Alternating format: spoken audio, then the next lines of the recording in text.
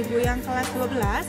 Di pagi hari ini kita akan melanjutkan materi kita, yaitu tentang persamaan dasar akuntansi. Nah, silahkan simak video pembelajaran yang akan Ibu berikan. Tetap semangat, salam sehat, salam SFB. Selamat pagi anak-anak Ibu kelas 12. Di pagi hari ini kita bertemu lagi di pembelajaran kita akuntansi. Nah, di pagi ini kita akan membahas pembahasan yang kedua atau di bab yang kedua, yaitu persamaan dasar akuntansi. Nah, adapun tujuan pembelajarannya yaitu setelah mempelajari persamaan dasar akuntansi dengan baik, siswa diharapkan dengan sikap semangat dan jujur mampu menjelaskan konsep persamaan dasar akuntansi, menjelaskan pengelompokan akun dalam akuntansi.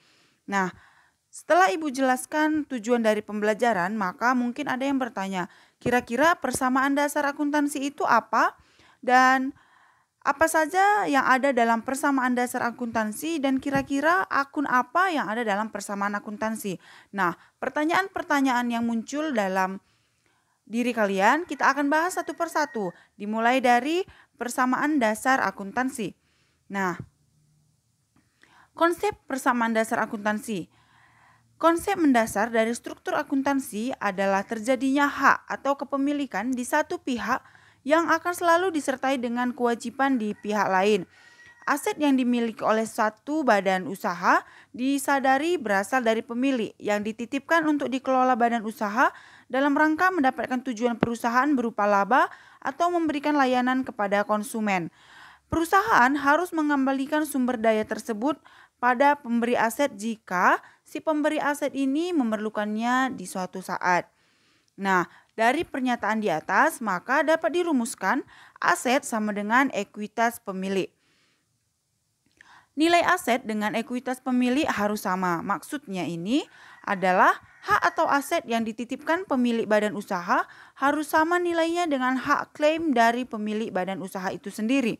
Nah, maka rumusan yang tadi akan dilengkapi lagi dengan aset sama dengan kewajiban ditambah ekuitas dari pemilik. Nah, setelah ini kita masuk ke pengelompokan akun. Nah, sebelum kita masuk ke pengelompokan akun, kita harus mengetahui apa pengertian dari akun itu sendiri. Akun adalah catatan transaksi tentang semua perubahan yang telah terjadi dalam aktiva, kewajiban atau ekuitas pemilik suatu usaha selama periode tertentu. Nah, pengertian ini diungkapkan oleh Harrison Hortgen. Nah, pengelompokan ini terdiri dari 3. Yang pertama itu ada aktiva, yang kedua ada liabilitas atau kewajiban, dan yang ketiga ada ekuitas pemilik. Nah, di ketiga ini di sini kita akan membahas pengertian dari pengelompokan akun. Dimulai dari aktiva. Aktiva atau aset adalah sumber daya ekonomi yang akan memberikan manfaat kepada perusahaan di masa depan atau di masa yang akan datang. Nah, selanjutnya itu ada kewajiban. Kewajiban merupakan utang atau kewajiban perusahaan kepada pihak lain akibat transaksi yang terjadi di masa lampau. Nah, yang ketiga adalah ekuitas pemilik. Ekuitas merupakan hak pemilik perusahaan atau kekayaan atau aset juga yang dimiliki oleh perusahaan. Nah, di pengelompokan akun tadi yang pertama itu ada aktiva, ini dikelompokkan lagi menjadi beberapa atau dibagi menjadi beberapa. Yang pertama ada kas, yang kedua ada piutang usaha, yang ketiga ada wesel tagih, yang keempat ada beban dibayar di muka, yang kelima ada tanah, yang keenam ada bangunan, dan yang terakhir itu ada peralatan, perabotan, dan perkakas. Nah, di bagian dari aktiva ini kita akan bahas satu persatu dimulai dari akun kas. Nah, adapun pengertian dari akun kas ini adalah catatan dari semua transaksi yang mempengaruhi kas seperti uang logam, uang kertas, saldo bank, dan cek. Yang kedua yaitu piutang usaha. Nah, akun piutang usaha ini adalah akun yang mencatat jumlah tertentu akibat jumlah barang atau jasa yang belum dibayarkan oleh pembeli. Nah, kalau piutang usaha ini adalah ketika kalian sebagai pengusaha memberikan pinjaman ke orang lain, maka itu disebut dengan piutang usaha. Nah, selanjutnya ada wesel tagih. Nah, wesel tagih adalah janji tertulis yang menyatakan bahwa pelanggan akan membayar sejumlah uang pada tanggal tertentu. Selanjutnya, beban dibayar di muka. Nah, beban dibayar di muka adalah suatu aktiva yang disebabkan adanya pembayaran di muka dan akan memberikan manfaat di masa yang akan datang. Nah, selanjutnya ada tanah. Akun tanah menunjukkan biaya atau harga pokok tanah yang dimiliki perusahaan dan dapat digunakan dalam operasi. Nah, selanjutnya ada bangunan. Biaya bangunan yakni biaya pembangunan atau pemeliharaan suatu kantor, gedung, dan gudang yang tercatat dalam akun bangunan. Nah, di bangunan ini biasanya perusahaan itu pasti akan memiliki bangunan fisik. Nah, bangunan fisik ini biaya-biaya yang dikeluarkan akan masuk ke dalam akun bangunan. Selanjutnya dan yang terakhir ada peralatan, perabotan, dan perkakas. Nah, perusahaan memiliki akun aktiva yang terpisah untuk setiap jenis peralatan. Nah, yang dimaksud di sini, di setiap perusahaan pasti ada peralatan yang akan dimiliki untuk menunjang kegiatan dari perusahaan tersebut.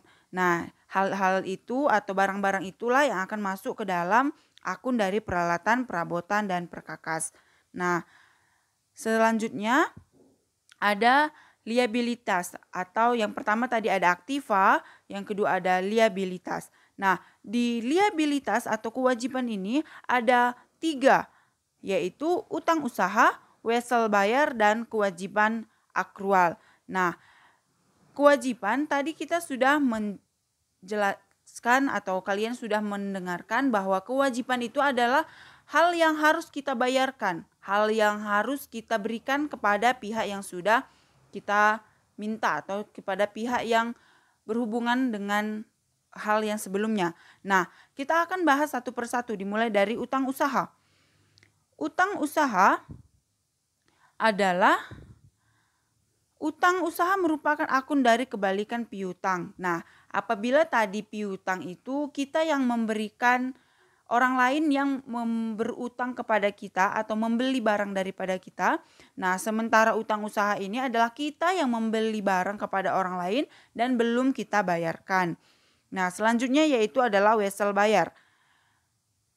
Wesel bayar merupakan akun dari kebalikan akun dari wesel tagih, yaitu utang yang dimiliki oleh perusahaan karena menandatangani suatu promes untuk meminjam uang atau membeli sesuatu.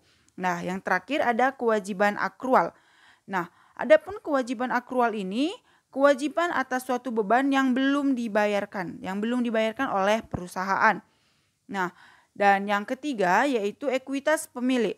Ekuitas pemilik ini terdiri dari modal, penarikan, pendapatan, dan beban. Kita akan bahas satu persatu dimulai dari modal. Modal atau kapital merupakan klaim atau hak pemilik seorang terhadap aktiva perusahaan. Nah, dan yang kedua ada penarikan atau prive. Penarikan merupakan pengambilan ekuitas oleh pemilik yang biasanya digunakan untuk keperluan pribadi. Nah, penarikan ini biasanya dilakukan oleh pemilik perusahaan yang mengambil ekuitasnya atau haknya di dalam perusahaan. Nah, ini dinamakan dengan prive. Selanjutnya adalah pendapatan. Pendapatan merupakan kenaikan ekuitas pemilik yang terjadi akibat memberikan barang dan jasa kepada pelanggan. Nah, yang terakhir ada beban. Beban merupakan akun yang menciptakan kewajiban dengan menggunakan aktiva perusahaan dalam kegiatan yang dilakukan oleh perusahaan. Nah, ini adalah yang kita pelajari di hari ini, yaitu persamaan dasar akuntansi dan pengelompokannya. Nah, silahkan kerjakan tugasnya. Tetap semangat, tetap jaga kesehatan, salam SFD, semangat fraternitas Dina. Sekian pembelajaran kita hari ini, tetap semangat, lengkapi lagi catatannya, kembali dibahas materinya. Salam sehat, salam SFD.